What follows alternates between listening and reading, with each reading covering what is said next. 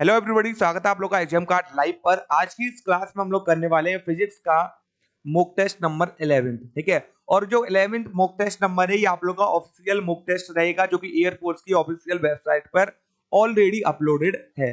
Okay, चलिए फटाफट से इस मॉक टेस्ट को स्टार्ट करते हैं। आउट ऑफ 25 आप लोग का कितना स्कोर आया आप लोग को कमेंट बॉक्स में मुझे बताना है। तो पहला क्वेश्चन क्या दे रखा है, body is moving in a circular path with acceleration a, if the velocity get doubled then find the ratio of the acceleration after and before the change of velocity।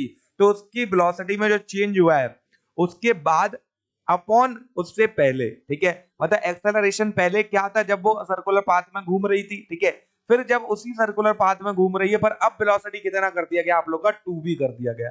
तो अब बताओ रेशियो आप लोग का क्या रहेगा जब 2v उसकी वेलोसिटी है y, जब उसकी वेलोसिटी b थी। समझ आया कि नहीं? तो एक्सेलरेशन का फॉर्मूला क्या होता है आप लोग का v square upon r radius के इक्वल। अब इधर अगर हम लोग इस वृत्तीय पथ की बात कर रहे हैं या फिर सर्कुलर पाथ की बात कर रहे हैं, ऐसा तो नहीं है उसका सर्कुलर पाथ पहले आर था अब 2r कर दिया, रेडियस में कोई चेंज नहीं है, तो एक्सेलरेशन डायरेक्टली प्रोपोर्शनल क्या हो जाएगा आप लोग का बी स्क्वायर के बराबर। Okay, then a1 bye a2 निकालोगे तो क्या आ जाएगा b1 बाय b2 का होल स्क्वायर। बट पूछा क्या आप लोगों को आफ्टर एंड बिफोर, मतलब चेंज करने के बाद वेलोसिटी में, y चेंज करने से पहले। तो a2 बाय a1 आप लोगों को पूछा गया है, तो सिंपली इधर a2 बाय a1 क्या हो जाएगा आप लोगों का b2 बाय b1 के स्क्वायर के बराबर। अब b2 किसके इक्वल दे रखा है 2b के, b1 किसके इक्वल दे रखा है b के, इसका स्क्वायर कर दो, b से b कट गया, 2 का स्क्वायर करोगे तो क्या आ गया आप लोग का 4:1 के इक्वल। देन मेरा जो आंसर रहने वाला है इधर डी ऑप्शन करेक्ट हो जाएगा। ओके, चलिए बाकी हम लोग बात करते हैं, ये आप लोग के जो मॉक टेस्ट सीरीज है for air force X and Y group. अगर हम लोग एक्स ग्रुप की बात करते हैं तो एक्स ग्रुप में आप लोग के टोटल 20 मॉक टेस्ट आप लोग को मिलने वाले हैं और वाई ग्रुप में आप लोग को टोटल 40 मॉक टेस्ट मिलने वाले हैं। अगर हम लोग प्राइस की बात करते हैं तो ओनली 89 रुपीज में आप लोग को 40 मॉक टेस्ट वाई ग्रुप के मिल जाएंगे और 20 मॉक टेस्ट आप लोग को जो है एक्स ग्रुप के मिलने वाले हैं। एक्स ग्रुप के जो मॉक टेस्ट है हिंदी और इंग्लिश में मिलने वाले हैं और वाई ग्रुप के आप लोग को हिंदी में मिलने वाले हैं। एंड आप लोग अपना स्कोर भी पता लगा सकते हो आउट ऑफ 70 कितना रहा विद नेगेटिव मार्किंग। तो ये आप लोग के लिए प्लस पॉइंट रहने वाला है, तो सिंपली इसको आप लोग ऑनलाइन लगा सकते हो जैसे आप लोग पेपर दोगे air force X and Y group का। ठीक है, सेम वैसे आप लोग मॉक टेस्ट लगा सकते हो। एटलीस्ट डेली बेसिस पे आप लोग 2 मॉक टेस्ट लगाओ, एक आप लोग जो है सुबह 7 बजे लगाओ, एक आप लोग जो है शाम को 7 बजे लगा लो। ठीक है, एंड आधा घंटा इसमें आप लोग जो है क्या करो, एनालाइज करो कौन सा क्वेश्चन गलत हुआ उसे दोबारा टॉपिक को पढ़ो आप लोग। ठीक है, एंड सेम इसमें आप लोग एनालाइज करो जो भी टॉपिक आप लोग का गलत हो रहा है उसको एनालाइज करो, क्योंकि ये लास्ट टाइम आप लोग का लास्ट टाइम में मॉक टेस्ट बहुत ज्यादा आप लोग को हेल्प करने वाले हैं। आप लोग को स्कोर पता चलेगा कितना स्कोर रह रहा है, किधर आप लोग का वीक पॉइंट है उसको आप लोग स्ट्रॉन्ग कर पाओगे मॉक टेस्ट के द्वारा। ठीक है, अगर आप लोग लगाना चाहते हो तो सिंपली www.examcard.in से जाके आप लोग बाय कर सकते हो और स्टार्टिंग के 2 या 3 मॉक टेस्ट आप लोग को फ्री मिलेंगे, उन्हें लगा के आप लोग जो है लेवल भी चेक कर सकते हो एयरफोर्स लेवल के हैं या नहीं। ठीक है, बाकी आप चाहो तो अगर मॉक टेस्ट नहीं लेना चाहते आप लोग बुक खरीदना चाहते हो तो सेम मॉक टेस्ट आप लोग को बुक के जरिए भी मिल जाएंगे। ठीक है, तो बुक भी आप लोग बाय कर सकते हो।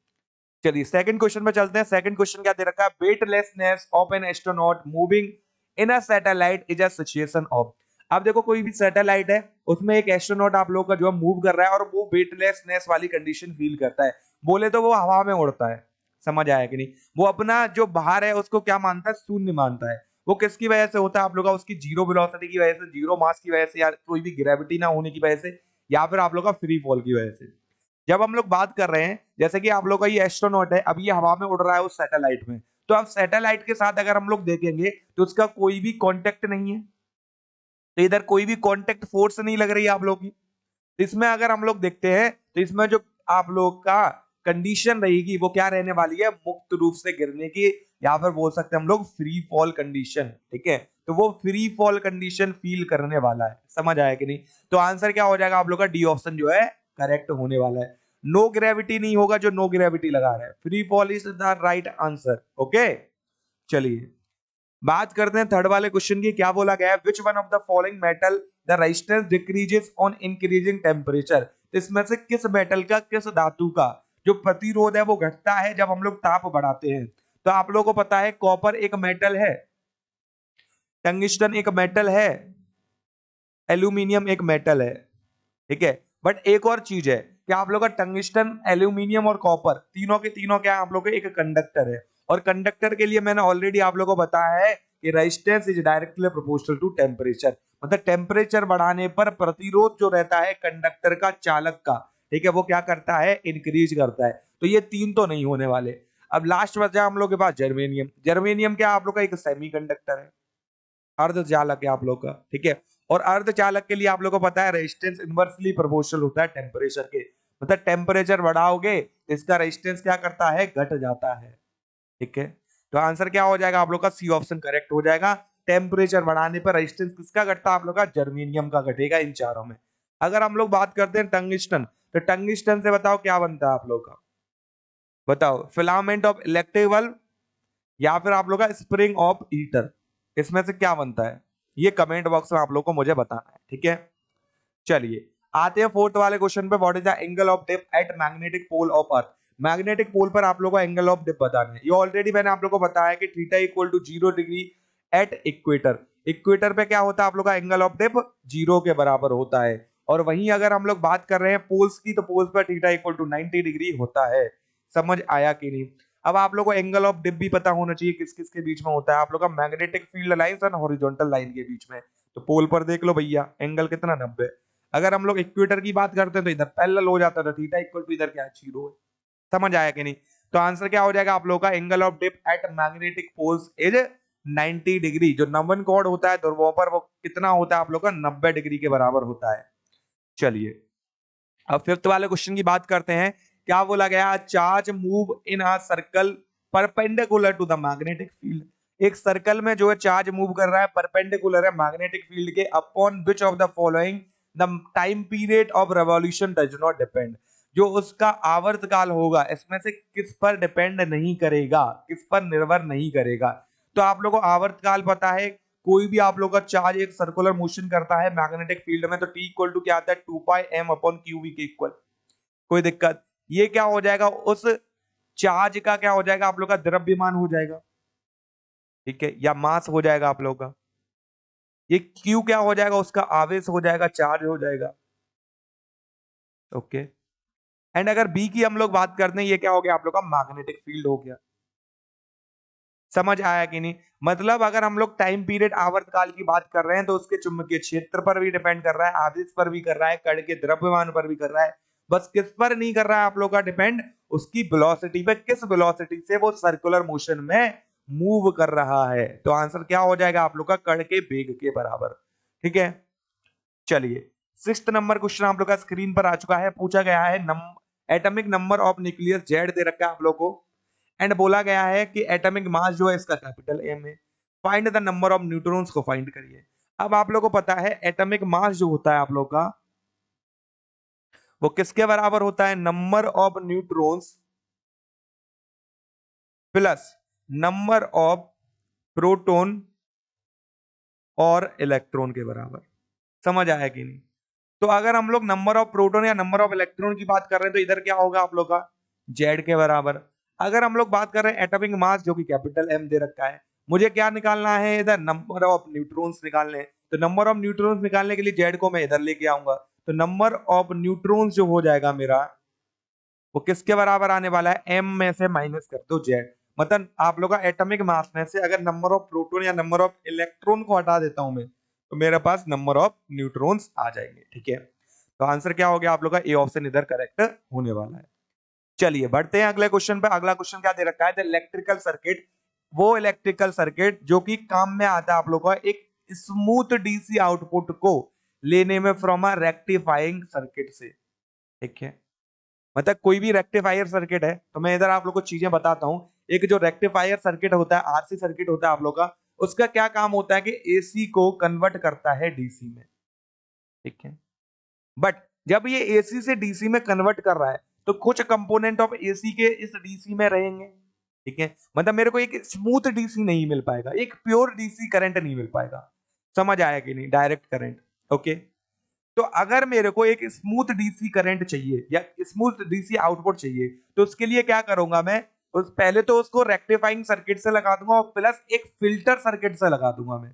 तो इसमें क्या होगा, वो जो एसी के कंपोनेंट आप लोग के, या फिर हम लोग बोल सकते हैं जो गंदगी आप लोग की, फिल्टर में क्या करते हैं, गंदगी पीछे रह जाती है, प्योर चीज बाहर निकल आती है। तो मेरे पास क्या आ जाएगा, स्मूथ डीसी आउटपुट जो है मेरे पास आ जाने वाला है। आई होप आप लोग को अच्छे से समझ आया, ओके। तो अगर मेरे को एक स्मूथ डीसी चाहिए फ्रॉम अ रेक्टिफायर सर्किट, ठीक है, तो मेरे को क्या लगाना पड़ेगा, एक फिल्टर सर्किट को जो है ऐड करना पड़ेगा। समझ आया कि नहीं? चलिए अब करते हैं 8th वाले क्वेश्चन को। क्या बोला गया है, दो बॉडी दे रखी है 2 kg और 4 kg की, जो कि मूव कर रही है वेलोसिटी ऑफ 20 मीटर पर सेकंड एंड 10 मीटर पर second respectively towards each other under mutual gravitational attraction. मतलब दो बॉडी है, एक दूसरे की तरफ आ रही है, एक बॉडी का द्रव्यमान दे रखा है 2 kg एंड इसकी जो वेलोसिटी है वो आप लोगों को दे रखी है 20 मीटर पर सेकंड। दूसरी बॉडी है जिसका द्रव्यमान है 4 kg। अब इसका अगर वेलोसिटी की बात करते हैं तो 10 मीटर पर सेकंड दे रखा है। पूछा गया है वेलोसिटी बताओ उसके सेंटर ऑफ मास की क्या होगी। तो सेंटर ऑफ मास की अगर हम लोग वेलोसिटी की इधर बात कर रहे हैं 20 सेंटीमीटर, इक्वल टू किसके बराबर होता है आप लोग का m1 b1 plus m2 b2 divide में क्या आ जाएगा आप लोग का m1 प्लस m2 के इक्वल। कोई दिक्कत? तो जब m1 की बात कर रहे हैं तो 2 हो गया, मल्टीप्लाई में b1 की बात कर रहे हैं 20 हो गया, इधर आप लोग का प्लस हो जाएगा। m2 क्या होने वाला है आप लोगों का 4 होने वाला है और b2 क्या होने वाला है आप लोग का 10 होने वाला है। बट आप लोग को पता है क्योंकि दोनों एक दूसरे के तरफ आ रही हैं, तो एक की वेलोसिटी होगी पॉजिटिव की और एक की वेलोसिटी लेनी पड़ेगी नेगेटिव। अब कोई भी पॉजिटिव कोई भी नेगेटिव ले लो, ये आप लोग के ऊपर डिपेंड करता है। तो ये क्या ले लिया मैंने, नेगेटिव ले लिया, कोई दिक्कत। डिवाइड में क्या आ जाएगा m1 प्लस m2 मतलब 2 प्लस 4 आ जाएगा। ठीक है, ये क्या आ गया 40 और ये माइनस के 40 डिवाइड में आप लोग का 6। आंसर क्या आ गया आप लोग का 0 मीटर पर सेकंड के इक्वल। तो इसका सेंटर ऑफ मास का जो वेलोसिटी रहेगा वो कितना होने वाला है, शून्य होने वाला है। ठीक है, चलिए 9th वाला क्वेश्चन आप लोग का स्क्रीन पर आ चुका है। क्या बोला गया है क्वेश्चन में, the radius of gyration of a solid sphere of radius r about a certain axis is r। ठीक है, एंड बोला क्या गया है, find the distance of this axis from the centre of sphere. मतलब सेंटर ऑफ स्फीयर से इस अक्ष की हमें दूरी बतानी है। तो एक स्फीयर दे रखा है हम लोग को, सॉलिड स्फीयर, इसका सेंटर ये हो गया, इसकी रेडियस r स्मॉल r दे रखी है हम लोग को। ठीक है, तो इसके सेंटर से कोई अक्ष दे रखी है हम लोग को, जिसकी दूरी हम लोगों ने लेट कर ली d। कोई दिक्कत है इधर तक? ओके, तो ये d जो दूरी है वो हम लोग को बतानी है। अब आप लोग को पता है according to parallel axis theorem,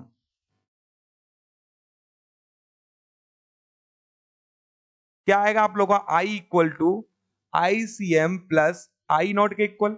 okay, अगर हम लोग ICM की बात करते हैं तो ये क्या आप लोग का moment of inertia of solid sphere about its centre, and I not की बात करते हैं moment of inertia of solid sphere about this axis, जो भी एक्सिस आप लोग को गिवन है जिसकी दूरी निकालनी है। ठीक है, तो सिंपली क्या आ जाएगा आप लोग का इधर m के स्क्वायर इक्वल टू ICM की बात करते हैं तो ये किसके इक्वल आएगा आप लोग का 2/5 mr स्क्वायर के इक्वल, क्योंकि आप लोग को पता है किसी भी सॉलिड स्फीयर का जो मोमेंट ऑफ इनर्शिया होता है उसके सेंटर के अबाउट वो 2/5 होता है mr स्क्वायर के। ठीक है, एंड इधर क्या आ जाएगा आई नॉट की जगह आप लोग का md स्क्वायर के इक्वल। अब हमें d निकालना है इधर। अब इसको क्या करेंगे हम लोग, रिप्लेस करेंगे k को किसके साथ, r के साथ, क्योंकि देखो आप लोग को ऑलरेडी बोला गया है जो आप लोग को रेडियस ऑफ जाइरेशन दे रखा है किसी भी सर्टेन एक्सिस के अराउंड। ठीक है, वो आप लोग को r दे रखा है। ठीक है, तो क्या आ गया आप लोग का M R square equal to 2/5 M R square plus M D square, इधर m से m काट दो तो डी स्क्वायर क्या आ जाएगा आप लोग का R square minus 2/5 R square के बराबर। तो सिंपली इधर 5 इधर पहुंचेगा, 5 माइनस 2 क्या आ गया 3, मतलब 3 आर स्क्वायर बाय 5 के इक्वल। तो डी क्या आ गया आप लोग का अंडर रूट में 3/5 आर के इक्वल। ओके, सिंपली डी का जो वैल्यू आ जाएगा वो अंडर रूट में 0.6 आर के बराबर आने वाला है। तो अगर ये मेरा मीटर में आया, लेट किया, ठीक है, क्योंकि रेडियस अगर मीटर में आप लोग को दे रखी थी तो ये भी मीटर में कहीं ना कहीं आया होगा, तो इसे सेंटीमीटर में चेंज करने के लिए मल्टीप्लाई बाय हम लोग क्या कर देंगे 100 भी कर सकते हैं इधर। ठीक है, तो इधर अगर हम लोग ऑप्शन देखें कि मल्टीप्लाई बाय 100 भी करें तब भी हम लोग का ऑप्शन कौन सा बनेगा ये हम लोग जो है चेक कर लेते हैं। ठीक है, तो ये आ गया 0.6। अब देखो ये तो माना जा रहा है क्योंकि हमें कुछ गिवन नहीं है तो हम लोग मीटर में ही मानेंगे या फिर हम लोग यूनिट ले लेते हैं। ठीक है, अब इधर क्या करेंगे हम लोग 100 का मल्टीप्लाई करेंगे। कोई दिक्कत इधर तक? ओके, आई होप आप लोग को कोई भी दिक्कत नहीं होगी। इसको क्या लिख सकते हो आप लोग 100 रूट 6 के बराबर, 0.6 के बराबर। ठीक है, तो ऐसा भी कुछ मुझे ऑप्शन नहीं दिख रहा है। ठीक है, तो अगर मैं ऑप्शन की बात करता हूं तो जो मेरा ऑप्शन रहेगा वो क्या रहने वाला है, अंडर रूट में 0.6 आर के इक्वल। ठीक है, तो ये मेरा जो आंसर हो जाएगा किसी सॉलिड स्फीयर से किसी एक्सिस के बीच की दूरी। ठीक है, तो ऑप्शन अगर मेरे को कोई भी नहीं दे रखा, अगर ऑफिशियल हम लोग बात करते हैं, देखो ये ऑफिशियल आप लोग का पेपर है उसमें सी दे रखा था, तो सिंपली क्या करोगे इसको आप लोग जो है चेंज कर लो, अंडर रूट में 0.6 आर के इक्वल लिख लो। कोई दिक्कत है इधर तक? तो सी ऑप्शन फिर आप लोग का सही हो जाएगा। ठीक है, चलिए बाकी बात करते हैं 10th वाले क्वेश्चन की, which of the following statement is correct, कौन सा स्टेटमेंट सही है एडियाबेटिक एक्सपेंशन के लिए, रुद्धोष्म प्रसार के लिए। जब हम लोग रुद्धोष्म प्रसार की बात करते हैं तो आप लोगों को पता है इसमें चेंज इन हीट क्या होता है आप लोग का, जीरो के बराबर, क्योंकि सराउंडिंग और सिस्टम के साथ कोई भी हीट का आदान प्रदान नहीं होता है, उष्मा का आदान प्रदान नहीं होता है, तो जो चेंज होता है डेल क्यू होता है वो जीरो के बराबर होता है। एंड हम लोग को फॉर्मूला पता है डेल क्यू इक्वल टू क्या आता है, del W plus del U के बराबर, मतलब डेल यू किसके बराबर आ जाएगा, minus time of del W के बराबर। तो इसका जो इंटरनल एनर्जी हो जाएगी, आंतरिक ऊर्जा हो जाएगी, वो ऋणात्मक के बराबर होगी, नेगेटिव के बराबर होगी। बी ऑप्शन करेक्ट होने वाला है, ठीक है। चलिए अब बात करते हैं 11th वाले क्वेश्चन की, the velocity of particle executing simple harmonic motion at its mean position.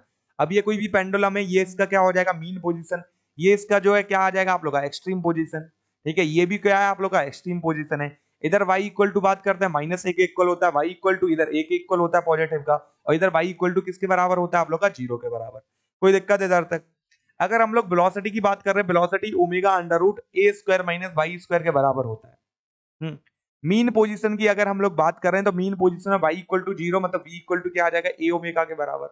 तो अगर मीन की बात कर रहे हैं तो एट मीन वेलोसिटी क्या होने वाला है आप लोग का, मैक्सिमम। एट एक्सट्रीम, एक्सट्रीम की अगर हम लोग बात करते हैं तो सिंपली इधर y इक्वल टू क्या आ जाएगा, एक, तो ए स्क्वायर माइनस ए स्क्वायर जीरो, मतलब b इक्वल टू क्या आ गया आप लोग का, जीरो। तो एक्सट्रीम पोजीशन पे आप लोग का वेलोसिटी मिनिमम, या फिर हम लोग बोल सकते हैं जीरो, एंड मीन पोजीशन पे आप लोग का वेलोसिटी मैक्सिमम रहेगा। तो आंसर क्या आ गया आप लोग का, अधिकतम। ए ऑप्शन जो है करेक्ट हो जाएगा। चलिए 12th वाले क्वेश्चन की बात करते हैं। Coil of area 2 metre square, क्षेत्रफल दे रखा है उस कॉइल का 2 मीटर प्रति सेकंड, 2 मीटर स्क्वायर के बराबर, is placed in a magnetic field which changes from, एक मैग्नेटिक फील्ड में रखा गया है जो कि चेंज हो रहा है आप लोग का 4 वेबर पर मीटर स्क्वायर से 8 मीटर पर वेबर स्क्वायर इन 2 सेकंड में। तो इंड्यूस्ड ईएमएफ बताना है कितना होगा। अब आप लोगों को पता है कि जो ई है वो किसके बराबर होता है, D phi over D T के बराबर, और फाई की अगर हम लोग बात करते हैं तो किसके बराबर होता है, बी ए के बराबर। अब इधर क्षेत्रफल तो चेंज नहीं हो रहा है, तो क्या आ जाएगा, ये आप लोग का बाहर, इधर क्या आ गया, डीवी बाय डी के इक्वल। कोई दिक्कत, क्षेत्रफल कितना दे रखा है, 2, और चेंज इन मैग्नेटिक फील्ड क्या आप लोग का, 8 में से -4, और डिवाइड में क्या आ जाएगा, dt जो कि आप लोग को दे रखा है 2 सेकंड के बराबर। 2 से 2 उड़ गया आप लोग का, 8 में से 4 गए तो कितना बचा आप लोग का, 4 वोल्ट के बराबर। तो ये आप लोग का इंड्यूस्ड ईएमएफ रहेगी। कोई दिक्कत। चलिए अब बात करते हैं हम लोग 13 वाले क्वेश्चन की। क्या बोला गया था, process by which N alternating current, मतलब एसी करंट को हम लोग कन्वर्ट करते हैं डीसी करंट में। अब अगर ये गलत करोगे तो कोई फायदा नहीं है। कौन सा आप लोगों का जो है सर्किट प्रयोग में आता है एसी को डीसी में बदलने में, कौन सा हम लोग यूज कर रहे थे पीछे, रेक्टिफायर सर्किट को। समझ आया कि नहीं। तो अब इस प्रोसेस का नाम क्या रखेंगे हम लोग, रेक्टिफिकेशन रखेंगे, सिंपल सी बात है। आंसर क्या आ जाएगा आप लोग का, इधर रेक्टिफिकेशन सही उत्तर होगा, ठीक है। चलिए बात करते हैं 14 वाले क्वेश्चन की। Is the threshold wavelength of photo electric effect on sodium metal, मतलब सोडियम मेटल की जो थ्रेशोल्ड वेवलेंथ दे रखी है आप लोगों को, वो क्या हो जाएगी, सिंपली इधर 5000 एंगस्ट्रॉम के बराबर है। बोला गया है वर्क फंक्शन किसके बराबर होगा। अब देखो वर्क फंक्शन क्या होता है आप लोग का, S C upon lambda naught के इक्वल। कोई दिक्कत। तो एच का वैल्यू क्या होता है आप लोग का, इधर 6.6 इंटू 10⁻⁻34 के इक्वल। सी क्या है, स्पीड ऑफ लाइट 3 इंटू 10⁻8 के इक्वल, ठीक है। अब देखो एच क्या है, इधर प्लैंक कांस्टेंट है, तो इसका यूनिट और डायमेंशन कमेंट कर दो एक बार, ठीक है, क्योंकि मोस्ट इंपोर्टेंट है, दोनों चीजें हम लोग को पूछी जाती है पेपर में। ओके, डिवाइड में क्या आ जाएगा, थ्रेशोल्ड जो भी वेवलेंथ दे रखी है, मतलब क्या आ जाएगा 5 इंटू 10⁻⁻7। कोई दिक्कत इधर तक, आई होप आप लोग को कोई भी दिक्कत नहीं होगी। ओके, अब क्या आ जाएगा 6.6 इंटू 3 और डिवाइड में आप लोग का 5, और मल्टीप्लाई में क्या आ गया, इसको ऊपर ले जाओगे तो 10⁻15, और 10 कितना है ये आप लोग का -34, तो कितना बचेगा 10⁻−19 के। अब इसको डिवाइड करोगे तो क्या आ जाएगा आप लोग का 3.9 के समथिंग आ जाएगा, इंटू 10⁻−19 जूल के बराबर। कोई दिक्कत। तो इसको क्या लिख सकते हो, 4 इंटू 10⁻−19 जूल के बराबर। तो ये जो है वर्क फंक्शन आ जाएगा उस सोडियम मेटल का जिसका थ्रेशोल्ड जो वेवलेंथ है वो 5000 एंगस्ट्रॉम के बराबर है। आंसर क्या आ गया आप लोग का, बी ऑप्शन इधर करेक्ट होने वाला है। चलिए अगला क्वेश्चन आप लोग का स्क्रीन पर आ चुका है। क्या बोला गया था, probability of electron to be found in a conduction band of an intrinsic semiconductor at a finite temperature. तो किसी फाइनाइट टेम्परेचर पर, ठीक है, आप लोगों का जो प्रोबेबिलिटी है इलेक्ट्रॉन की कंडक्शन बैंड में पाए जाने की एक इंटरिंसिक सेमीकंडक्टर में, वो बतानी है क्या होगी, ठीक है। तो आप लोगों को पता है ये बैलेंस बैंड है, और बैलेंस बैंड से कंडक्शन बैंड में क्या करते हैं आप लोग, इलेक्ट्रॉन जंप करते हैं। तो किसी आप लोग का फाइनाइट जो है टेम्परेचर पर क्या होगा आप लोग का, कि अगर मैं इसका जो आप लोग का बैंड गैप है, ये बैंड गैप ही तो कहलाता है आप लोग का, ठीक है। तो ये अगर मैं बढ़ा देता हूं तो क्या होगा आप लोग की, कि उन इलेक्ट्रॉन के कंडक्शन बैंड में पाए जाने की जो प्रोबेबिलिटी होगी वो क्या होगी आप लोग की, डिक्रीज होगी, क्योंकि टेम्परेचर में कोई चेंज नहीं कर रहा है, टेम्परेचर आप लोग का क्या है, फिक्स करा है। केवल क्या कर रहे हैं हम लोग, जो बैंड गैप है आप लोग का उसको हम लोग क्या कर रहे हैं, इंक्रीज कर रहे हैं। और बैंड गैप को बढ़ाएंगे तो आप लोग को पता है क्या होने वाला है, जो आप लोग के इलेक्ट्रॉन्स है वो उधर जंप नहीं कर पाएंगे कंडक्शन बैंड में, और कंडक्शन बैंड में जंप नहीं कर पाएंगे तो उनका प्रोबेबिलिटी क्या कर जाएगी आप लोग की, डिक्रीज कर जाएगी कंडक्शन बैंड में पाई जाने की। समझ आया कि नहीं? तो इधर हम लोग अब आंसर देख लेते हैं, तो आंसर क्या रहेगा, decrease with increasing band gap. Got it? तो हम लोग का बी ऑप्शन इधर करेक्ट हो जाएगा। चलिए बात करते हैं 16 वाले क्वेश्चन की। वेवलेंथ बताना है विजिबल लाइट की क्या होती है। विजिबल लाइट की वेवलेंथ ऑलरेडी बता रखी है, 4000 एंगस्ट्रॉम से आप लोग की 8000 एंगस्ट्रॉम के बराबर होती है, ठीक है। तो मीटर में चेंज करोगे तो 4 इंटू 10⁻⁻10 10⁻+3, इधर आप लोग का 8 इंटू 10⁻3 इंटू 10⁻−10। अब किस में हो गई, ये मीटर में हो गई, ठीक है। सिंपली सॉल्व करो तो 4 इंटू 10⁻7 सॉरी माइनस के 7, और इधर क्या आ जाएगा 8 इंटू 10⁻7 मीटर के इक्वल। तो ये रेंज हो जाएगी आप लोग की मीटर में। तो आंसर क्या आ गया आप लोग का, ए ऑप्शन जो है करेक्ट होने वाला है, ठीक है। चलिए बात करते हैं 17 वाले क्वेश्चन की। क्या बोला गया है, what is the dimensional formula of universal gravitational constant. तो यूनिवर्सल ग्रेविटेशनल कांस्टेंट का आप लोग का डायमेंशनल बीमीय सूत्र क्या होता है। F इक्वल टू आप लोग को पता है capital G m1 m2 upon R square के बराबर होता है। तो capital G F into R square Y किसके बराबर आ जाएगा, m1 m2 के बराबर। अगर फोर्स बल की बात करते हैं डायमेंशन mlt-2 के इक्वल। अगर हम लोग रेडियस की बात कर रहे हैं डायमेंशन आप लोग का एल के बराबर आर स्क्वायर है तो एल स्क्वायर हो जाएगा। डिवाइड में क्या है m2 m1 है और m2 दे रखा है, मतलब m स्क्वायर के बराबर। कोई दिक्कत, m से m को काट दो तो क्या बचेगा m-1, इधर क्या आ जाएगा L3 और t-2 के इक्वल। देन मेरा जो आंसर होने वाला है वो क्या आ जाएगा m-1 L3 t-2 के इक्वल। तो ए ऑप्शन जो है करेक्ट हो जाएगा, ठीक है। चलिए दोस्तों 18 वाले क्वेश्चन पे बढ़ते हैं। क्या बोला है, दो ball dropped from a height h in 2h। दो बॉल को एक साथ, एक बॉल को तो क्या किया हम लोगों ने h हाइट से फेंका और दूसरी बॉल को 2h हाइट से फेंका, पर सेम समय पे फेंका, ठीक है। अब बोला क्या गया, what would be the ratio of the time taken by the ball to reach the earth. अब अर्थ पर पहुंचने में कितना समय लगेगा उन दोनों बॉल को, उसका रेशियो हमें बताना है। अब आप लोगों को पता है कि सेकंड इक्वेशन क्या होती है आप लोगों की मोशन की, बताओ। एस इक्वल टू क्या आता है आप लोग का, UT plus half G T square या फिर ए टी स्क्वायर बोलो अभी तो, ठीक है। अभी हम लोग नॉर्मल हॉरिजॉन्टल मोशन की बात कर रहे हैं, ठीक है। अब हम लोग क्या कर रहे हैं, हाइट से फेंक रहे हैं, तो आप लोग का जो एस है वो किस में चेंज हो जाएगा, एच में। अब इधर आप लोग को पता है कि इनिशियल वेलोसिटी क्या रहने वाली है आप लोग की, 0 के बराबर, तो ये तो हट जाएगा, बचा 1/2। एक ही जगह क्या हो जाएगा, टूवर्ड्स आप लोग का जो है ग्रेविटेशन के अलोंग आप लोग को फेंके जा रहे हैं, तो इधर ए इक्वल टू जी रहेगा, ठीक है। इधर आप लोग का टाइम टी स्क्वायर हो जाएगा। तो सिंपली अगर मैं टी निकालूं तो क्या आ जाएगा, अंडर रूट में 2h वाई जी के इक्वल। कोई दिक्कत, मतलब h डायरेक्टली प्रोपोर्शनल है अंडर रूट ऑफ h के, सॉरी टी डायरेक्टली प्रोपोर्शनल है अंडर रूट ऑफ h के। कोई दिक्कत, मतलब जो समय लगेगा उन्हें जमीन पे पहुंचने में बॉल को, ठीक है, वो किसके बराबर है, जिस हाइट से हम लोग फेंक रहे हैं, ठीक है। तो T1 बाय T2 अगर मैं निकालता हूं तो क्या आ जाएगा, अंडर रूट में H1 बाय H2 के इक्वल। ओके, H1 H के बराबर, H2 2H के बराबर, H से H काट दो, आंसर क्या आ जाएगा आप लोग का 1/√2 के बराबर। कोई दिक्कत, इधर जो बी ऑप्शन है वो आप लोग का करेक्ट होने वाला है। चलिए बढ़ते हैं 19 वाले क्वेश्चन पे। क्या बोला गया है, when a spring is stretched 2 centimetre, एक स्प्रिंग को 2 सेंटीमीटर बढ़ाया जाता है तो जो एनर्जी उसमें स्टोर है वो 100 जूल है।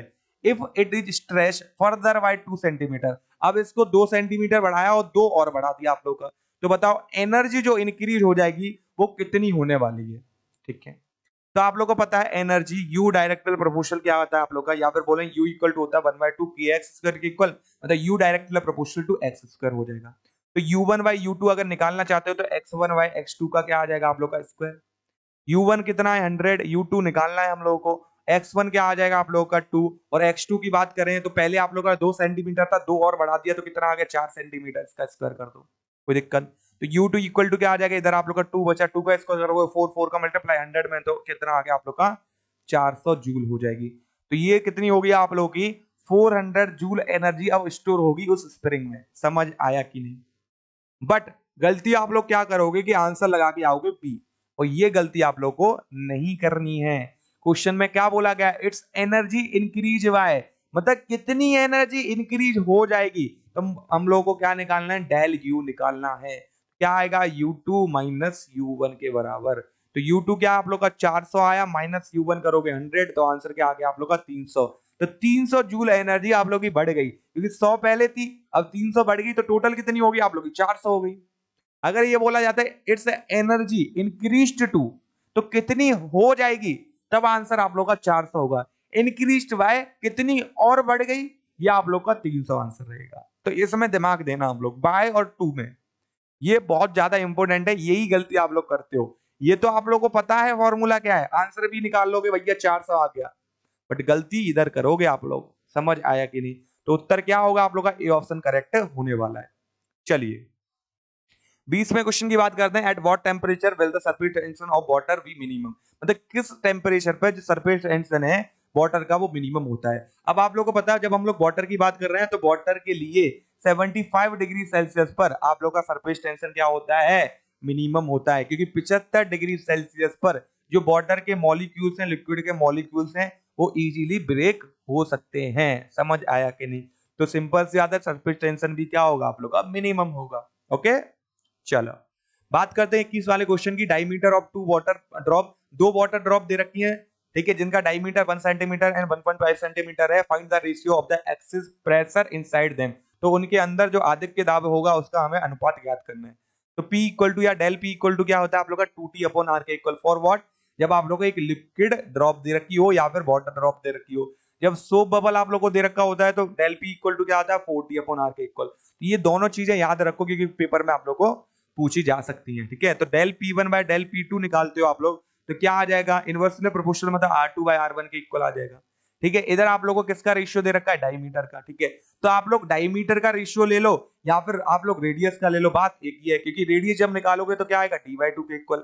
सेम इसके लिए रेडियस R1 निकालोगे तो क्या आएगा? D/2 के इक्वल। तो 2 से 2 तो कट ही जाएगा आप लोग का। तो डायमीटर का रेशियो आप लोग का बोल सकते हो कि जो रेडियस है वो डायरेक्ट प्रोपोर्शन है डायमीटर के। समझ आया कि नहीं?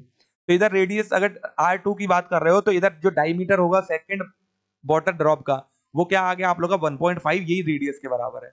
या फिर आप लोग चाहो तो चेंज कर लो, 1.5 डिवाइड बाय 2 इंटू R1 निकालोगे तो 1 डिवाइड बाय 2।